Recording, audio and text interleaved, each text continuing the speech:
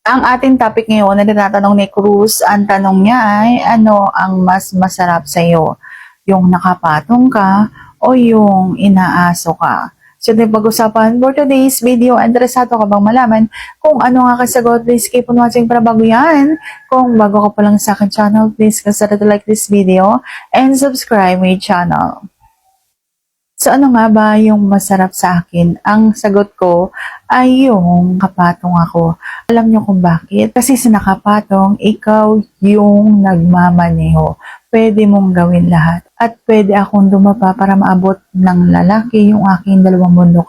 Kasi mas nasasarapan ako kapag halimbawa kumakayod yung aking bulaklak at tinutuka yung aking dalawang bundok. So, mas masarap po yun. At pwede rin namang magtukaan yung dila namin sa dila at pwede rin naman sa leeg, yung ganyan. So, mas masarap po talaga na nasa ibabaw ang isang babae kesa doon sa inaason na katalikod lamang.